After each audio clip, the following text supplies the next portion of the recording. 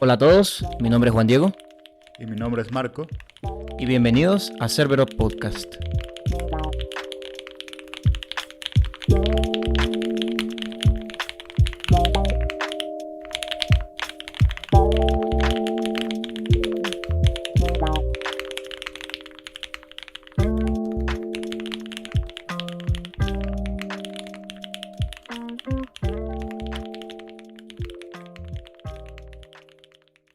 Hola a todos, me complace estar de nuevo con ustedes en otro episodio más de Cerberus Podcast. El día de hoy es la continuación con la entrevista con el profesor Gerard Páez. En el episodio anterior estuvimos hablando un poco de su trayectoria académica, de cómo fueron sus estudios universitarios, de posgrado, máster, doctorado, y empezamos a hablar del Silicon Valley, de esa primera experiencia que tuvo en el Silicon Valley trabajando con National Semiconductors. Hablamos un poco cómo era la dinámica dentro del Silicon Valley y también hablamos sobre un proyecto que se cierra en el Silicon Valley debido a la compra de Cyrex, de una empresa nueva. Ellos estaban trabajando en un chip de arquitectura x86 y National Semiconductors compra Cyrex, que ya tenía el proyecto que ellos estaban haciendo, es decir, que el proyecto en el que estaba trabajando el profesor Gerard Páez se cierra y se empieza a tomar la tecnología que viene con esta nueva compañía de Cyrex. Profesor, bienvenido de nuevo a este espacio. Muchísimas gracias. En verdad es un gran placer estar de vuelta por aquí, ¿no? Bien, profe, continuando con lo que comentó Juan, con lo que fue el trabajo en National Semiconductors y con lo que era su experiencia como que también traía como profesor de la universidad, ¿qué rescata usted o qué diferencias ve o qué quiere resaltar del contraste entre ambos mundos, ¿no? La universidad y la industria de Silicon Valley. ¿Cómo plantea usted esa dinámica? Bueno, esa palabra dinámica es una de las diferencias, ¿no? Y en verdad tal vez no diferencia, pero sí de tener claridad que la palabra dinámica es lo que uno debe concentrarse en cualquier organización. La dinámica del Silicon Valley es poderosísima, es muy alta. Eso no se para, se venden compañías, se compran otras compañías, se cierran proyectos y no se para, es como sin pedir permiso ni perdón, pero es la dinámica lo que se está protegiendo en la comunidad de desarrollo, de creación de mejores mundos en ese sentido, ¿no? Entonces, si hay algo a rescatar es que en las universidades es lo que debemos proteger, la dinámica. Nosotros estamos viviendo en estos tiempos una dinámica muy baja a nivel universitario y no solo por la pandemia. Yo digo que la pandemia es un 0.5% del impacto, ¿no? Lo que sí ha impactado es la sociedad que estamos viviendo de régimen, de comunismo, de cosas forzadas por otros y también de lo que uno denomina, no lo denomina uno, sino la filósofa Hannah Arendt, que denomina como banalidad del mal, ¿no? Es apegarse a los estatutos a pesar que los contextos hayan cambiado. Y lo que están afectando es la dinámica. Lo otro que puedo rescatar, y eso me lo hizo saber un compañero de trabajo que resultó luego siendo mi gran amigo en el Silicon Valley, que me dijo: Gerard, aquí en el Silicon Valley, en la industria, lo importante no es entender, sino hacer, ejecutar. Y nosotros en las universidades lo que hacemos es entender la temática para explicar, ¿verdad? Y con eso nos podemos mantener un buen largo de tiempo. Pero las universidades están cambiando. Sí, eso que usted habla de la dinámica em, es algo que se ve desde afuera, ¿no?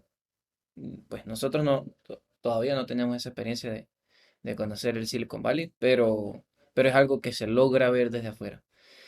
Algo que causa curiosidad es cómo es la gente en el Silicon Valley.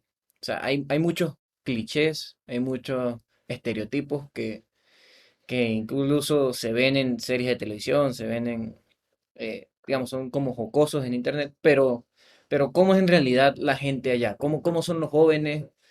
¿No se duerme? ¿Cómo son los espacios de trabajo?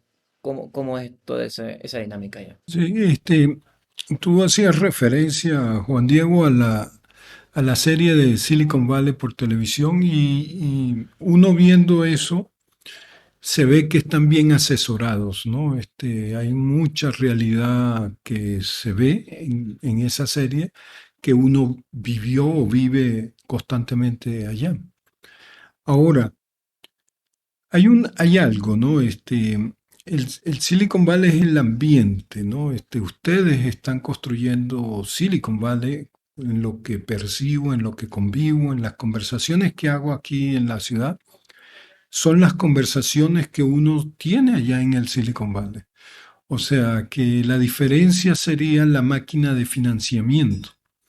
Y yo digo que si la máquina de financiamiento del Silicon Valley se mudara aquí a la ciudad de Mérida, voy a decir una exageración, yo apostaría que la catedral al otro día tendría el nombre de Intel, ¿no? Y uno sorpresa recibe al hablar, oye, los padres vendieron la iglesia, la catedral, pero es que la máquina de financiamiento es inmensa.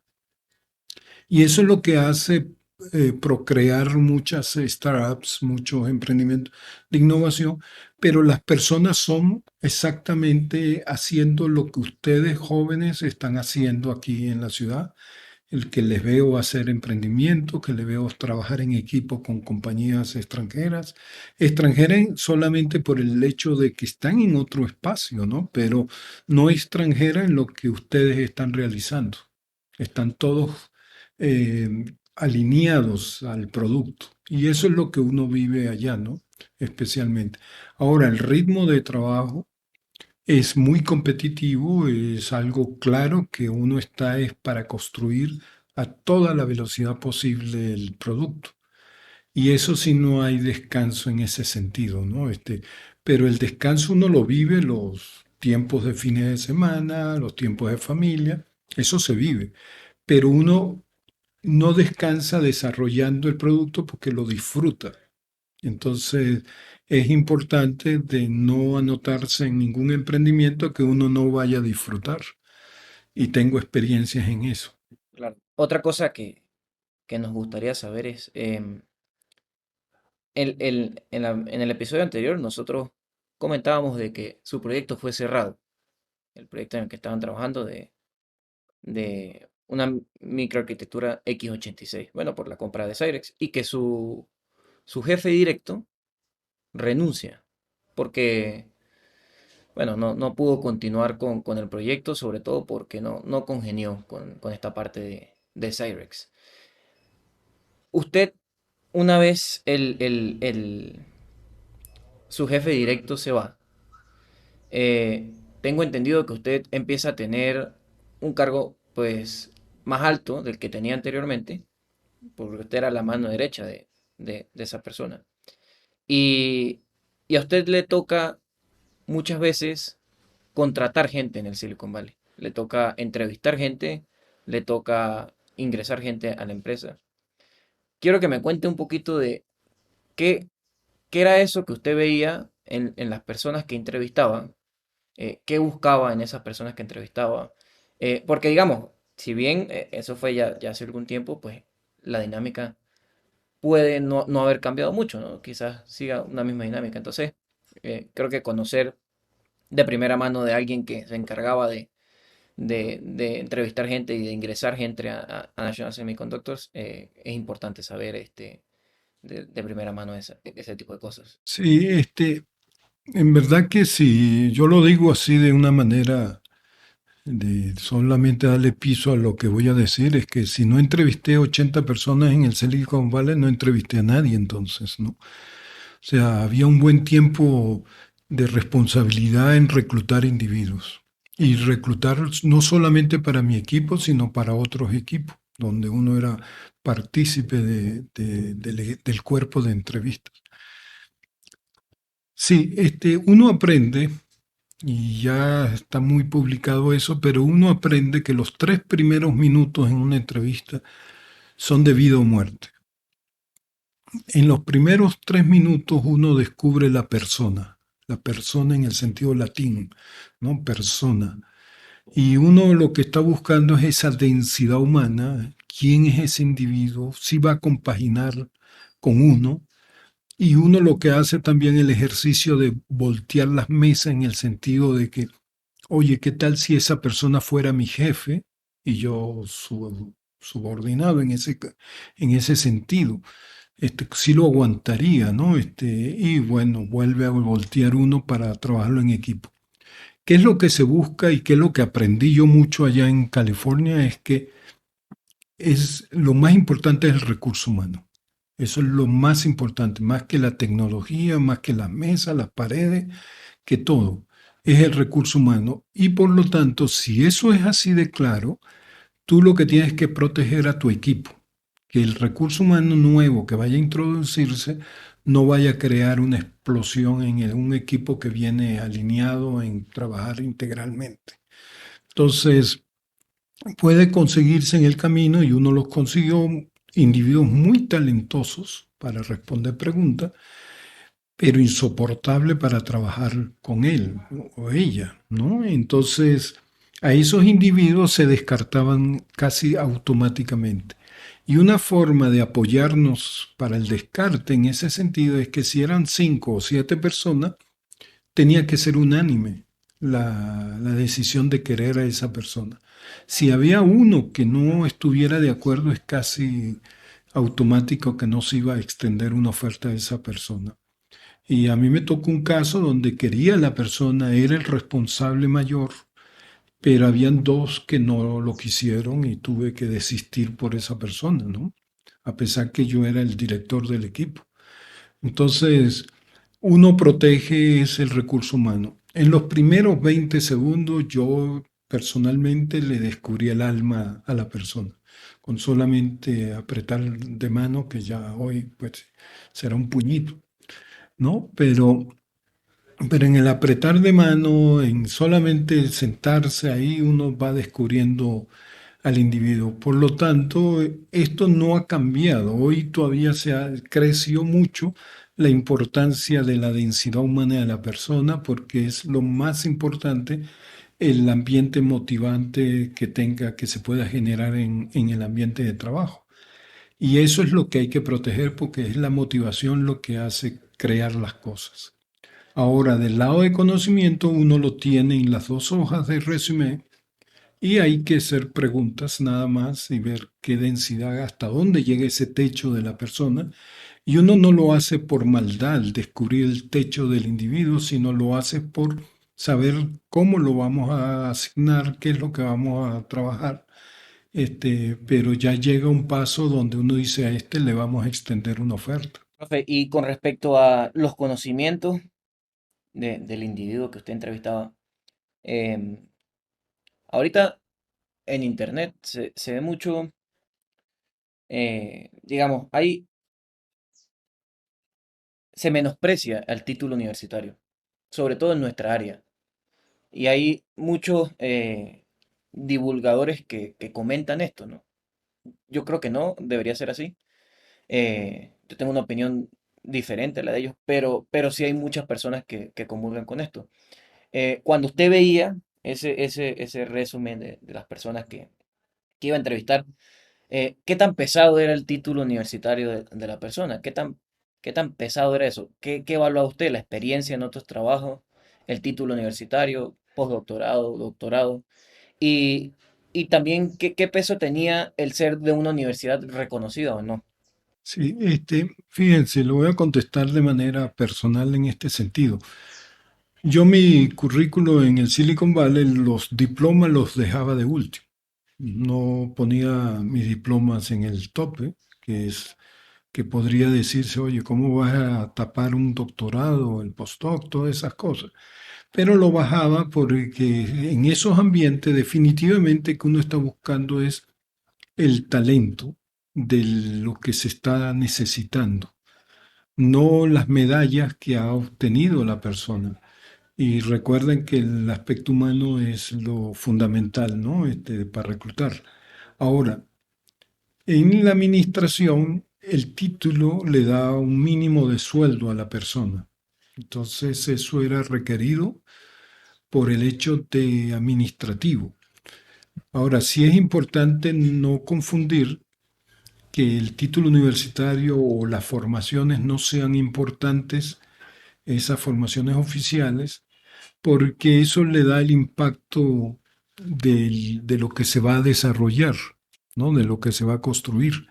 Entonces, aquella persona que haya hecho estudios en una universidad, y definitivamente que hay universidades y otras universidades, pero a la final de cuentas lo que va a contar es el individuo como persona.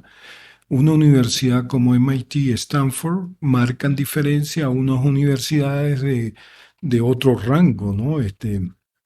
Y eso no son cosas para esconder, son cosas naturales en el sentido que estos profesores de esas universidades son líderes en las tecnologías que se están desarrollando en el mundo, mientras en otras universidades los profesores son estudiosos de esas tecnologías que se están desarrollando.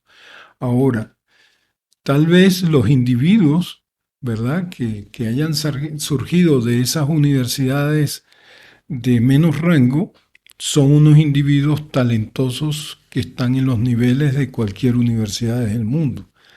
Y eso es lo que uno trata de descubrir porque de eso estamos copados, no ocupados, pero sí existen en el mundo y van llegando a los sitios de entrevista. Aquí recuperando, bueno, en parte el tema o sea, están los conocimientos que tiene el individuo, que gana, y que presenta, pues, en ese currículum cuando va a una entrevista de trabajo. Está ese aspecto del conocimiento técnico y está el otro aspecto de la inversión, que veníamos hablando de la dinámica en Silicon Valley y de la inversión, que es una máquina de inversión. Entonces, con esos dos aspectos yo quisiera plantear una pregunta y tiene que ver con el riesgo. Y me explico. El riesgo existe y la inversión existe, bien esté en Silicon Valley o bien esté aquí en Mérida, por ejemplo, con una persona de Brasil o de Argentina. O sea, aquí hay personas que están trabajando de manera remota y está el riesgo y está la inversión. Y quizás sea su primer trabajo. Y quizás la persona, a pesar de que tiene los conocimientos técnicos, se siente un poco intimidada ante lo que es el riesgo y la inversión. ¿Qué consejo le daría usted a un joven o a alguien que está en su primer, segundo trabajo para manejar esa complejidad de lo que es la inversión y el riesgo asociado a un proyecto? Yo de inmediato diría no pensar, ¿no? No pensar, sino simplemente concentrarse en lo que sabe hacer y disfrutar eso, tratar de disfrutar, ser genuino como persona, no aparentar nada, porque eso lo descubre uno en los primeros 20 minutos, en los primeros 3 minutos que decía, que es un consejo para todos de no aparentar nada, sino ser lo más natural posible. Pero cuando uno tiene un talento, uno se encamina es por ahí. Y uno tiene la humildad de decir, oye, no sé esto porque tiene la motivación de aprenderlo. Y eso lo aprecian los directores de equipo, porque cuando uno descubre pasión en una persona que es talentosa, eso no es un hándicap, sino eso es un plus, eso es algo positivo. Y los equipos están formados para montarse uno sobre los hombros de otros y lo que hace uno es crecer ahí. Ahí no hay fracasos, ahí aprendizajes, ahí no hay que yo no sé, sino hay aprendizajes, enseñanzas. Y por cierto que me viene algo a la mente que había un director del equipo en National Semiconductor, pasó esto, que yo a los nuevos que reclutaba le invertía tiempo en enseñarles las herramientas y la tecnología que manejábamos. Mientras que otros directores de equipo, ellos me decían, Gerard, ¿por qué les gastas tanto tiempo a los individuos? Ellos aquí conmigo aprenden a los golpes, tienen que montarse rápido.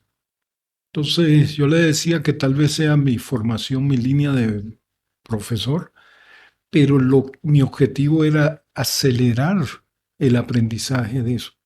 Con el tiempo, el director que hizo, el director de nuestro equipo, ya mayor, o sea, el vicepresidente era en esa jerarquía, hizo la atención a que todos hiciéramos lo que yo hacía con los nuevos reclutantes, porque se observaba que entraban a trabajar más efectivamente en corto tiempo, mientras que allá el trabajo tardaba en ser efectivo.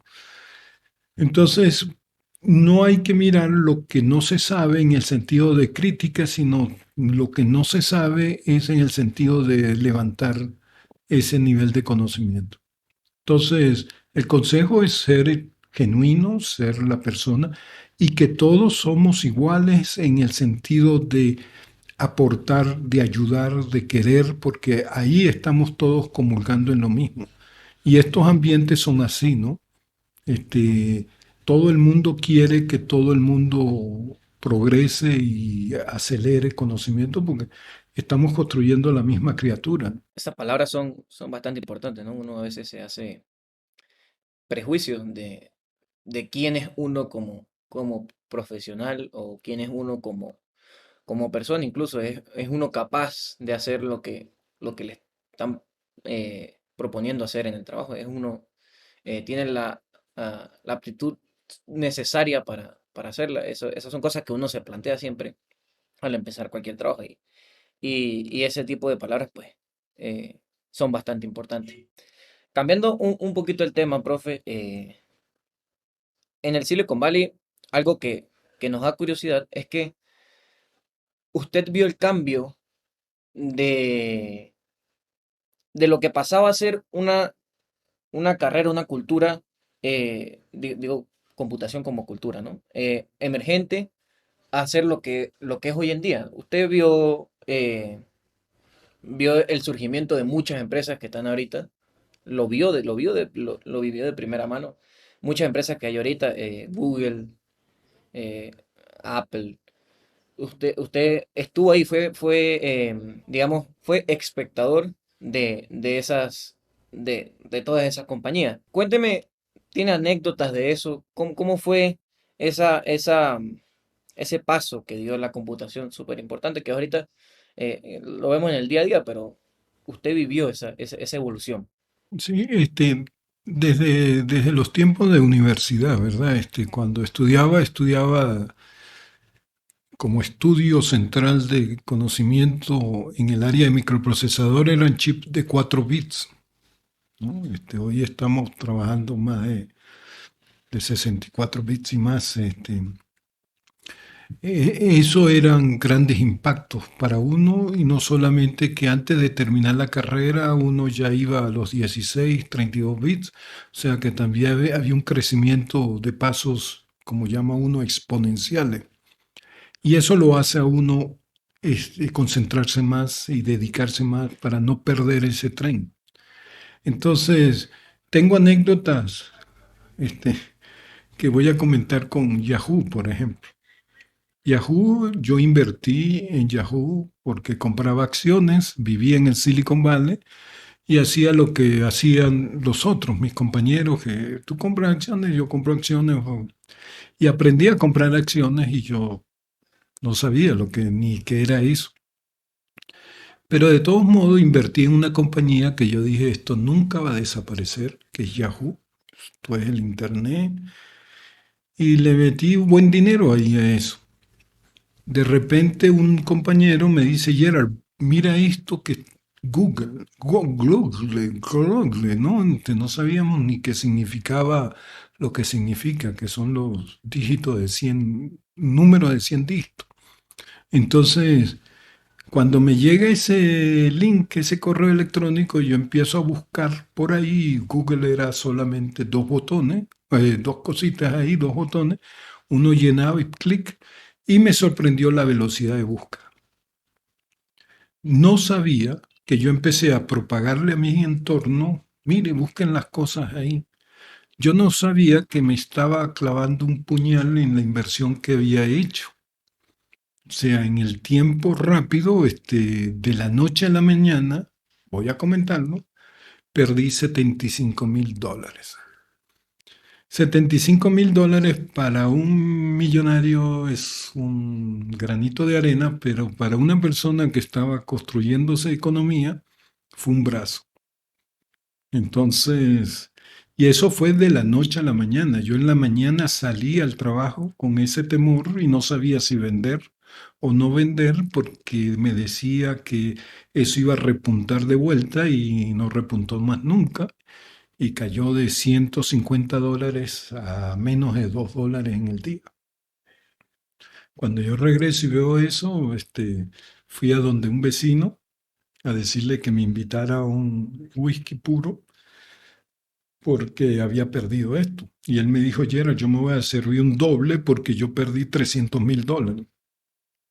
En ese momento sentí que el brazo me salió, ¿no? Yo se lo dije, wow, qué alivio. ¿Cómo que qué alivio? No, viéndote a ti que perdiste $300,000, pues me curé, ¿no?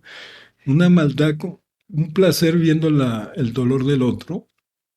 Y regresé a casa tranquilo, pues, ya con los dos brazos, a pesar de esa pérdida. Ese es el cambio tecnológico que uno estaba viviendo y surgió Google como la conocemos hoy en día, que pasó a ser el monstruo en el Silicon Valley.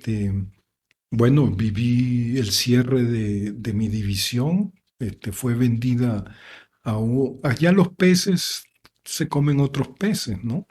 Un pez gordo se traga un pez más pequeño. Y National Semiconductor, viendo que nosotros, nuestra división de microprocesadores, estaba resultando un peso económico porque iban perdiendo $1,000,000 diario por no sacar el chip. Ya estando con Cyrix todo, se vendió la división a una compañía taiwanesa. Se me está perdiendo el nombre, pero a esa compañía taiwanesa, el CEO vino a entrevistarse con nosotros. Y recuerdo que yo en mi presentación me dijo, Gerald, búscale trabajo a todo tu equipo, pues nosotros no queremos chips avanzados, queremos chips ya los que tenemos hechos. O sea que no contaban con el equipo de diseño de microprocesadores avanzados que estaba haciendo yo en ese momento, hacía el chip más avanzado de la compañía de National Semiconductor Cyrix, ¿no? Total que esta compañía, pues VIA, es la compañía taiwanesa, compró nuestra división y salimos, la gran mayoría salimos a buscar trabajo. Pero había mucha dinámica de trabajo que uno al llegar a casa ya tenía en las grabadoras 7 invitaciones, ¿no? Era otra dinámica de Silicon Valley. Resulta gracioso la anécdota de Yahoo. Graciosa desde mi punto de vista, pero claro, yo me imagino cómo debió haber sido desde el suyo y yo no me imagino perdiendo $75,000. Pero bueno, son cosas que pasan. Dos cosas que me gustaría preguntarle. La primera es, ¿qué cree usted que le faltó a Yahoo? O sea, es una historia bastante conocida, pero, y si bien usted dice, usted invirtió influenciado también por sus compañeros allá, em, ¿qué cree usted que le faltó? No como tecnología, sino como empresa. ¿Qué cree usted que le faltó como empresa? Sí, quiero aclarar que yo no invertí en Yahoo por mis compañeros, sino invertí en acciones por mis compañeros.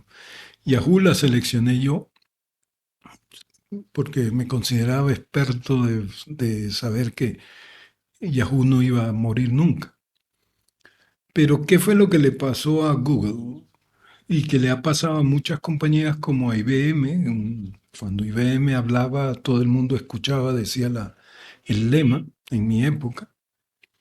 Y sucedió lo siguiente, la gente de Google, esos par de muchachos, se le presentaron a Yahoo a vender eso y habían acordado con un precio y el par de estudiantes de posgrado de Stanford, cuando se volvieron a sentar ya para finiquitar, le aumentaron de precio en ese momento.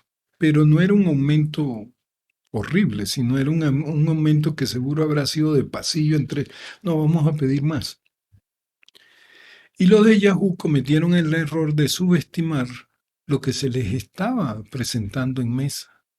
A Kodak se subestimó lo que eran las cámaras digitales, ¿no? IBM subestimó las máquinas personales de Apple, ¿no?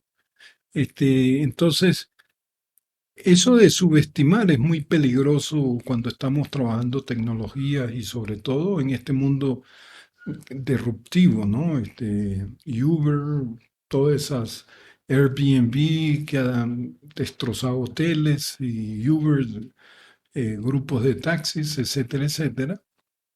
Entonces, Yahoo, el directorio de Yahoo, el personal pues se molestaron con el par de muchachos y los rechazaron. Al rechazarlos, estos encontraron que, bueno, vamos a hacerlo nosotros. Y lo que pudieron haber reconocido fácilmente, porque eso era cuestión de lo que viví yo cuando mi amigo me envió ese link. Pues mucho más rápido. Solamente el sentir la rapidez con respecto al buscador de Yahoo, de ese motor de búsqueda, era diferente. Yo lo percibía, uno lo percibía a las velocidades humanas. Pero aquellos expertos de algoritmos de Yahoo debieron haberlo percibido a nivel tecnológico, ¿no? Y de esa solidez. Pues no, desistieron diciendo eso lo podemos hacer nosotros y esos algoritmos no se hacen así nada más, porque has construido un dinosaurio que para moverlo a lo que hacía Yahoo en ese época fue imposible. Y la prueba está ahí, pues no lograron aumentar la velocidad de búsqueda. Profe, y en el Silicon Valley, eh, usted dice que, luego de que comenta esto, Yahoo comenta de que la división cerró, la división en la que usted estaba. El peligro o digamos la sensación de que su trabajo podía terminar mañana, pasado, en una semana, era latente. O sea, usted de verdad se sentía esa competencia. Usted decía, si no o sea, si no sacamos lo que estamos haciendo en una semana, nos quedamos todos sin trabajo. ¿Era eso latente? ¿Se percibía o no? Sí, los rumores, los ruidos empiezan a aparecer en la división. Y sí, sí había un rumor, pero nosotros en cierto grado estábamos confiados, pues ese chip estaba funcional, faltaban algunos detalles. Y les recuerdo algo en este sentido, hacer un microprocesador es que si lo vamos a colocar en un computador debe bootear el Windows. Eso lo hacíamos ya. Debe bootear PowerPoint. Eso lo hacíamos ya. Pero habían unas que no lográbamos bootear, o sea, que corriera, ¿no? Y sabíamos dónde estaba la zona de falla, pero son muy difíciles a capturar y a corregir. Descubríamos los espacios, pero ¿qué tal si era un voltaje en una línea de cache del chip, ¿no? Cosas como es. Entonces, se hacía muy complejo, pero quiero contarles esta anécdota. Cuando nos informan que cerraban la división, que cerraban el proyecto, mejor dicho, no cerraban todavía la división, sino cerraron el proyecto en este caso, recuerdo un joven de Barcelona, España, que era del equipo, y él llegó, no, no, no, y él siguió trabajando. Y estaba trabajando, ¿no? Entonces yo tuve que llamar a otros a decirle, ayuden a Eric a que entre en conciencia que esto ya no ya nos cortaron, pero eso fue entrar en una reunión, cuando estábamos entrando íbamos contentos porque estábamos cerca y salir que nos cortaron las manos. Bueno, a ese muchacho tuvimos que adaptarle dos personas para que conversara y poco a poco retirarlo de la mesa de trabajo, ¿no? Porque él quería continuar, muchachos, que podemos terminar y no. Ya es una orden de allá arriba. Eso es dolor porque nos quitaron la criatura de la mano. Era algo nuestro en el desarrollo. Pero así como les dije yo en el comienzo, cuando yo comencé a trabajar, que no miraban si yo tenía un día o un año en el trabajo, no aceptaban que yo no entendiera o no respondiera a alguna pregunta por el tiempo apenas que estaba comenzando. Al otro día teníamos que ya mentalizarnos a lo que iba a ser la continuación, ¿no? Muere el rey, vive el rey, es exactamente eso. Y nos denominan Cyrix, o sea, parte de la división Cyrix, y nos denominan a seguir continuando y el director les decía que él sigue continuando para hacer el M4. El M4 es el proyecto que se estaba lanzando para competir con el Pentium 3 de Intel. Y ese era el proyecto que quería capturar el Chief Architect de nosotros, ¿no? Y él hizo varios viajes, hicimos varias reuniones a distancia con cámara y todo, de equipo a equipo. Bueno, no logró el M4 y al no lograr el M4, él renuncia. Entonces, él me promueve directamente a ser el director del grupo.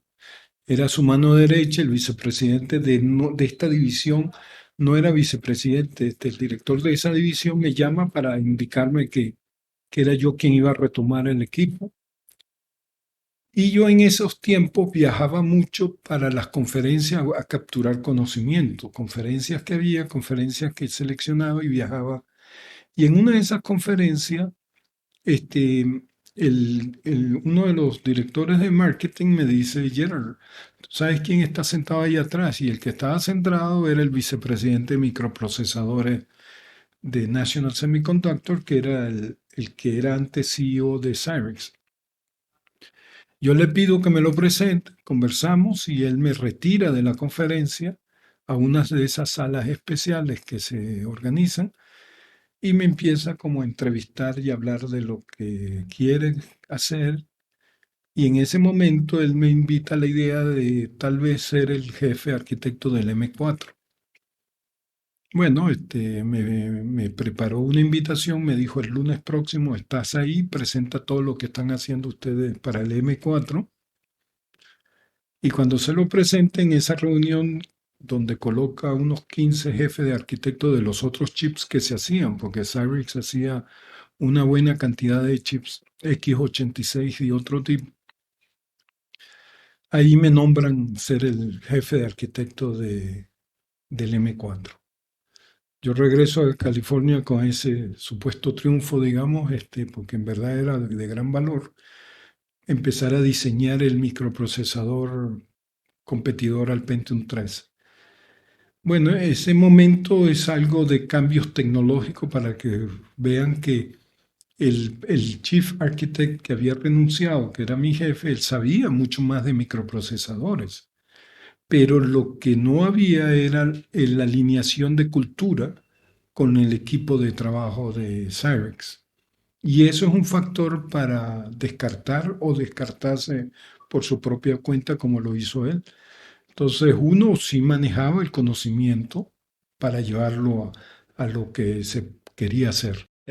Una pregunta, ¿qué significa esa diferencia de cultura? Sí, Marco, buena pregunta en este sentido, ¿no? Nosotros convivimos cada vez esos cambios culturales, por ejemplo, en la universidad, cuando entramos a un salón de clase, la cultura de un profesor o la cultura de una generación que entra a clase, ¿no? Ahora, la cultura de Cyrix era diferente a la cultura de Santa Clara en el sentido que era, por ejemplo, Cyrix era una compañía especializada en X86. National Semiconductor no es una compañía especializada en X86, era conocida por los circuitos analógicos especialmente.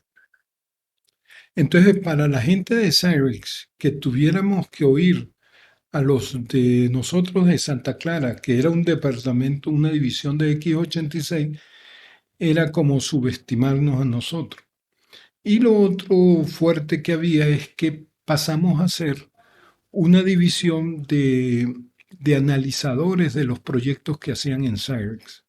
Entonces nosotros teníamos herramientas para analizar lo que hacían los microprocesadores diseñados en Cyrix y eso les incomodaba a los individuos, persona a persona, que yo que estoy haciendo microprocesadores me lo venga a evaluar otro equipo que no tiene la reputación de hacer esos chips. Esa cultura es un choque cultural pues, que había que resolver, ¿no?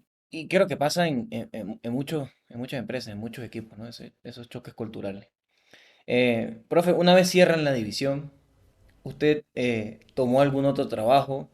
Eh, ¿Estuvo en alguna otra empresa? Sí, cuando cierran la división, me entrevisto con ATI, que es una compañía que ya fue comprada por AMD, pero en la época, no, en la época era una compañía de procesadores gráficos. Y me reclutan ahí porque de nuevo hay otra división que aparece en ATI para hacer un chip X86 y más. Se estaba construyendo, se quería construir casi un elefante blanco en el sentido que ese chip iba a tener el procesador gráfico que ellos eran expertos, un X86 que no eran expertos y necesitaban gente como uno para diseñar eso, una zona de circuito para hacer interfaces a lo que se llama los South Bridge, North Bridge, que son los puentes comunicacionales con las memorias y con los dispositivos como USB, etcétera, etcétera, Internet. Entonces, era muy agresivo ese circuito de hacerlo todo en un solo chip. Entonces, ATI estaba buscando gente que conociera de X86. Ahora, recuerdo yo que cuando el vicepresidente me está entrevistando y yo le pregunto qué van a realizar, él me comenta esto y cuando le oí X86 yo le dije, no, yo me voy de aquí. Pues yo no quiero ya competir con Intel, ¿no? Eso es un monstruo. Y en verdad Intel es un gigante en el Silicon Valley. Entonces él me dijo, Gerald, no me reconoces quién soy yo, pero te lo voy a decir, yo soy uno de los arquitectos del Alpha y el Alpha es un microprocesador que impactó a la comunidad de microprocesadores. Ahí cuando me dijo eso, le firmé el contrato. Y ahí en ATI, en ATI, ¿verdad? Yo les propuse a ellos ser del análisis de rendimiento, performance analysis, ¿no? Era, como ellos ya tenían ese chip muy avanzado, yo dije, yo no voy a ser parte de la arquitectura, no voy a poder opinar ahí, porque ya lo tenían desarrollado, la arquitectura, entonces yo les dije, bueno, yo les armo un equipo de rendimiento, de análisis de rendimiento. Y de inmediato empecé a trabajar. Les comento este detalle. Yo tenía 6 meses en ATI y no había podido reclutar una persona para el equipo, que eso era grave, ¿no? Eso era grave para mí, porque entrevistaba, convocaba gente, pero nadie se quedaba a trabajar en este campo del análisis. Total que empecé a buscar personas ya directamente, ¿no? Hice contacto con un profesor de Utah y le dije, vente tú y te vienes con tu estudiante para verano. Entonces empecé a armar el equipo de esa manera. Nosotros descubrimos en el equipo de análisis que el chip no iba a llegar a los 400 MHz, que era en esa época una de las metas para un chip tan grande como este que teníamos. Y descubrimos algo que me parecía al principio muy interesante, que las memorias cache eran las que estaban creando el factor de bajo rendimiento. Entonces la recomendación era apagarlas. O sea, eso es como tener una zona construida y que nadie pase por ahí. Entonces, pues, toda la inversión de cemento y cabilla que hemos hecho no sirve para nada. Y esas conclusiones fueron evaluadas después, de nuevo, se confirmaron y lo que sucedió fue el cierre de la división. O sea, que fuimos parte de la decisión de aportar la inteligencia a la decisión esa de tecnología. O sea, que nos votaron, ¿no? Entonces, Gerald te hubiera quedado callado, ¿no? Hubiera sido, no, esto va muy bien, pero no, uno está cumpliendo con lo que se hacía. Pero recuerdo que el cierre fue de esta manera. AMD se acercó a comprar la división, porque sí necesitaban de ese recurso humano que ya estaba bien formado. Yo decidí no continuar con AMD. Conocí al vicepresidente de microprocesadores personalmente y él se acercó con su secretaria ejecutiva para decirme, Gerald, quédate, dame un chance más. Y le dije, no, no, yo tengo otras cosas que hacer. Y en verdad tenía una oportunidad con una startup. De ahí me fui a la primera startup como experiencia. Algo que se me viene ahorita a la mente mientras usted hablaba de todo este tema. Yo no sé si usted se ha dado cuenta que Apple está ahorita incursionando con unos nuevos chips. Empezó, y cortó relaciones con Intel en cuanto a los chips de sus computadores y está empezando con unos nuevos chips, con el M1 toda esta nueva gama de chips que está empezando Apple. No sé qué he escuchado de eso, pero me gustaría saber su opinión con respecto a estos chips. Sí, lo que está sucediendo y lo que se ve venir es que no podemos, dice Apple, y así dice Europa, dice China, Japón, todo el mundo, todas esas comunidades están con el pie claro que no podemos depender de Intel para construir los supercomputadores, que es el procesamiento que se vive, ¿no? Entonces, estas máquinas de procesamiento de supercomputadores hoy en día están hechos en su mayoría por los Xeones, ¿no? Los microprocesadores Intel. Y es ahí donde la comunidad europea ha decidido construir sus propios chips y es ahí donde las comunidades que he nombrado de construir sus propios chips. Y Apple es una comunidad importante, ¿no? Es tal vez la compañía más visible del Silicon Valley hoy por hoy. Entonces, están en esa carrera de manejar lo masivo de la información, porque es la información el valor más importante que se está generando actualmente, eso, lo masivo de esa información. Y para eso Intel podría poner sus precios, poner sus cotas y decidir sí o no de un proyecto. Entonces, bueno, están dedicándose a abrir brecha en ese camino. Excelente. Sí, yo creo que la decisión que toma Apple bastante inteligente, ¿no? Aparte tienen el poder para hacerlo y creo que las computadoras que están empezando a construir son bastante importantes. Por favor, háblenos un poquito de esa startup a la que ingresó. Sí, yo en verdad les voy a informar que cometo mi primer error que considero que cometí en el Silicon Valley y es un error muy grave y es el hecho que yo tuve una oferta de trabajo para una startup que se llamaba Transmeta. Transmeta, el CTO era Linux, el creador de Linux. El CEO era el creador del término RISC de los microprocesadores, con su tesis doctoral. Y el equipo eran estrellas, era un equipo de estrellas, ¿no? Y yo recibí una oferta después de haberme entrevistado ahí y me encantaba lo que iba a hacer porque era parte, en cierto grado, ellos me decían, Gerald, ¿cómo sabes tú mucho de estos microprocesadores virtuales de software, porque ellos querían desarrollar un microprocesador de software, ¿no? Por lo de la disipación de potencia, el calor de no derretir esos chips, entonces hacerlo por software. Y lo sabía porque en la universidad estaba desarrollando una especie de esas cosas con los ingenieros de sistemas, que no podía usar la electrónica como en eléctrica, sino que me tenía que adaptar al software, y por esas razones que hacía estas cosas. Bueno, resulta que en el momento que me piden una referencia, yo le envío la referencia y a quien usé de referencia me dijo: Gerard, danos un chance a nosotros, vente a entrevistarte con nuestra startup. Ellos estaban haciendo un MP3 y eso era muy novedoso en el medio, los MP3. Yo no sabía lo que era un MP3, les comento aquí claramente. Recuerdo que fue una sobrina que me explicó lo que era un MP3 porque oía música.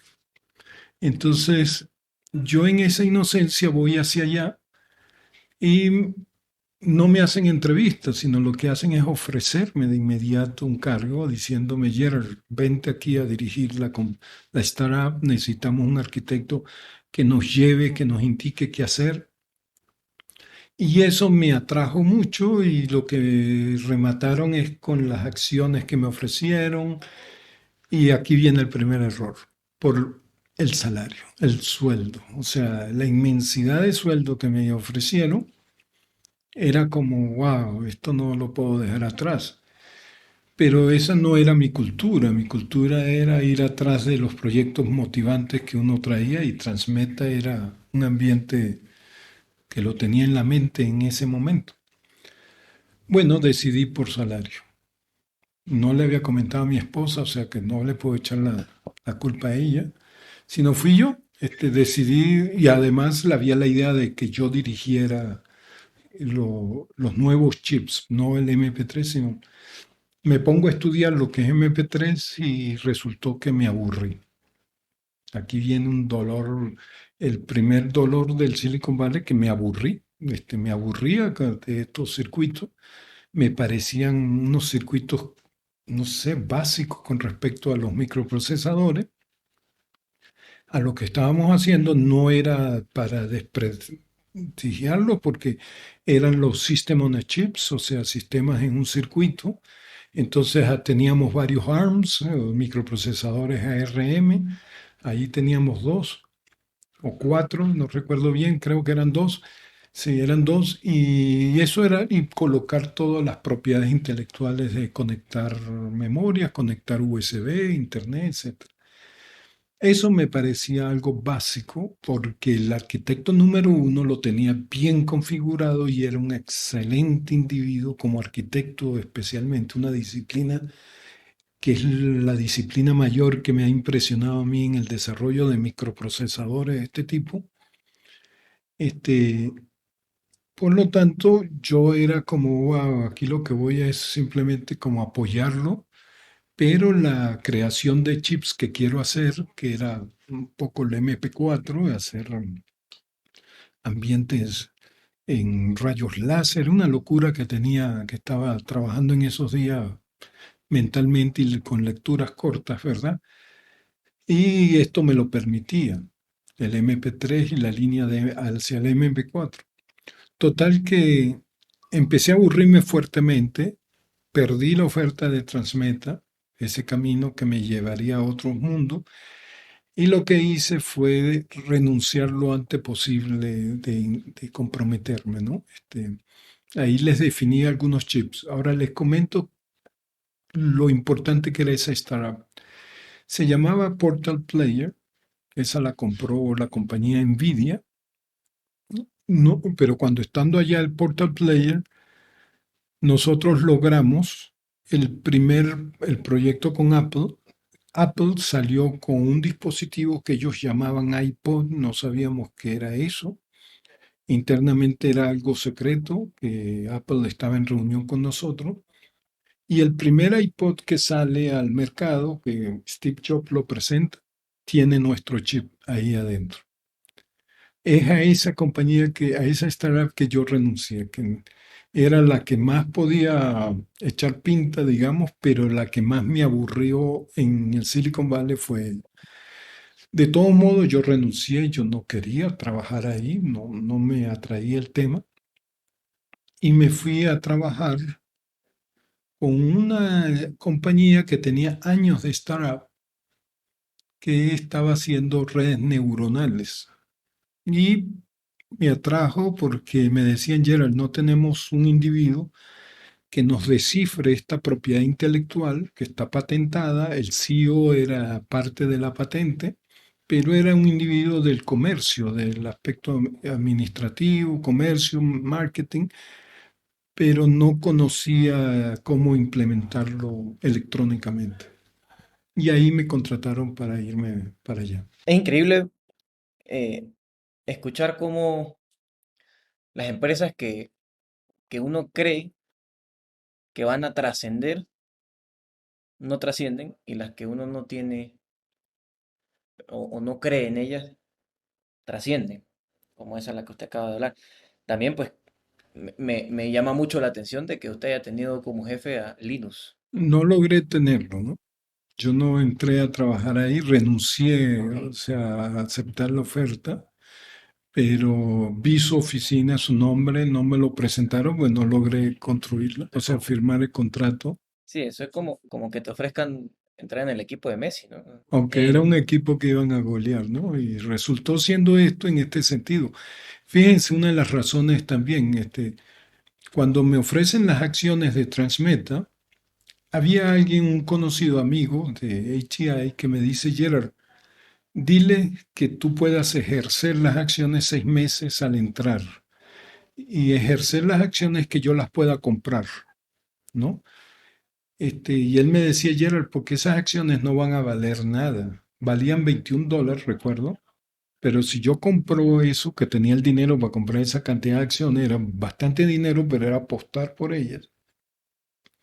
Yo a los 6 meses podía venderlas y seguía creciendo. Y en el momento que ellos hicieron IPO, o sea, ofrecer, pasar de privado a público, esas acciones subieron, que pude haber logrado una ganancia, pero así como subieron, de inmediatamente fueron al piso. Se cerró la startup. O sea, se cerró completamente, a pesar que habían jugadores como Messi, etcétera. Y eso me daba una cierta desconfianza, pero yo no estaba pensando en eso. Era lo que decía, yo quería jugar con Messi, ¿no? Ser parte de ese equipo.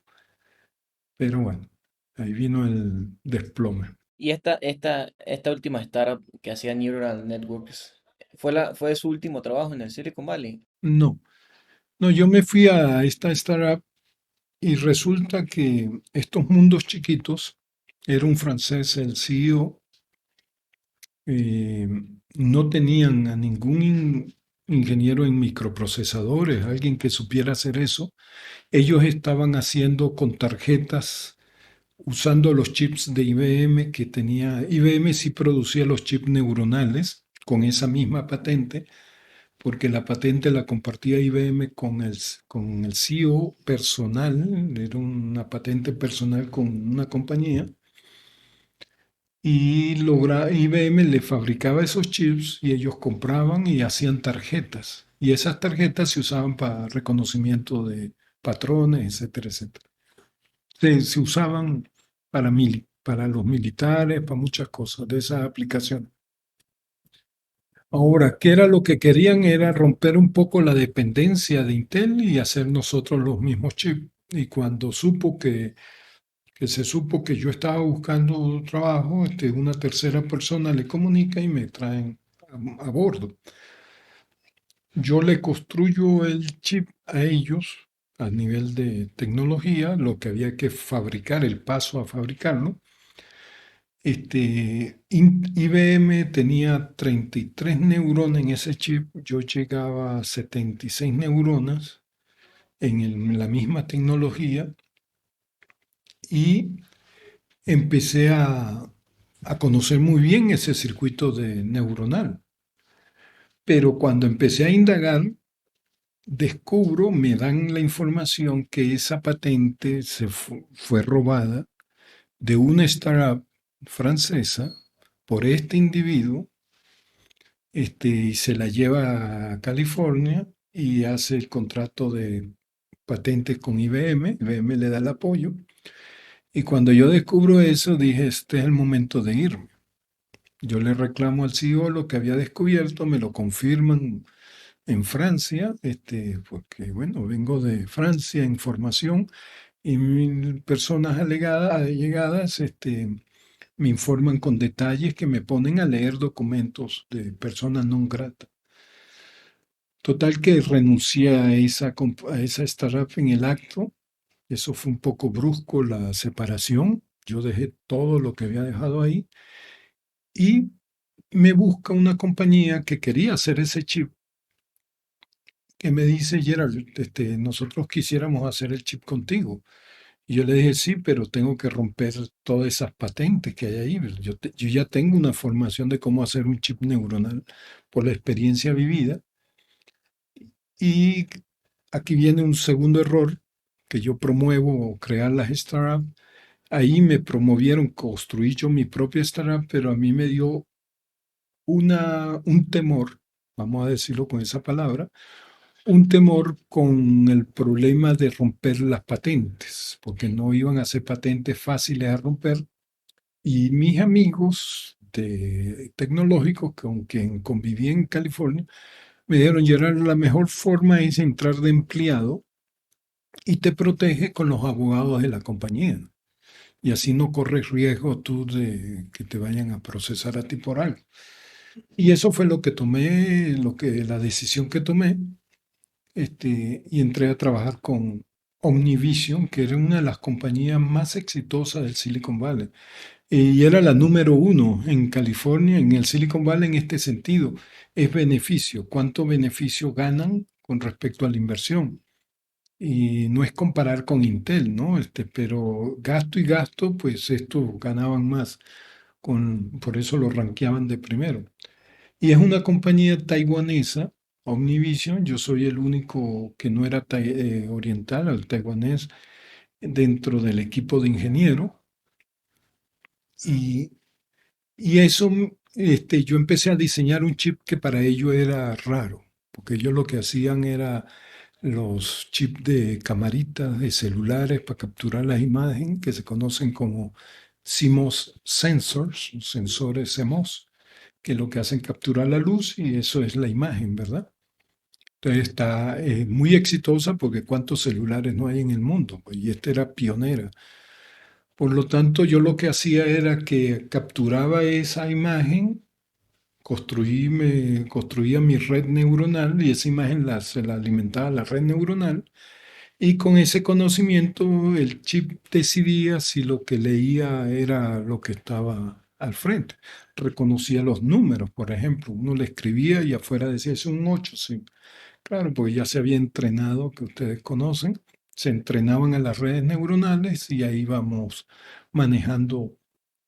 El sitio de la compañía quería orientarlo hacia el mercado de juguetes inteligentes, porque cuando yo ofrezco el chip de desarrollo, la arquitectura, eso era creación mía, los de marketing y ellos me dijeron, Gerard, yo estaba ofreciendo el chip de $5 y eso es extremadamente caro, cada chip, pero eran 10 milímetros por 10 milímetros, que era lo que estaba manejando yo y me dijeron que si podía hacerlo de 2 milímetros al cuadrado. Entonces yo respondí, sí, yo lo puedo hacer, diciendo, bueno, tengo el año para trabajarlo, ¿no? Los meses para trabajarlo, pero esta oportunidad no me la pierdo. No logré hacerlo en 2 milímetros, pero sí lo hice en 2,5. O sea que no valían dólares, sino centavos de dólares, ese chip. Pero ahí resultó que los abogados de patente me descubrieron, o sea, descubren ellos en la discusión que no, que rompí 3 patentes, no había problema, pero con 2 no logré quebrarlas. O sea, se mantenían. Y eso me implicó que yo dije, no, yo voy a ya regresar a casa porque esto no puede ser. Yo había exigido a los abogados en el inicio del trabajo, que estuvieran sentados conmigo, pero me lo trajeron cuando terminé de diseñar. Sea lo que sea, fue una linda experiencia tecnológica porque en verdad ahí estaba comandando todo, desde A hasta Z.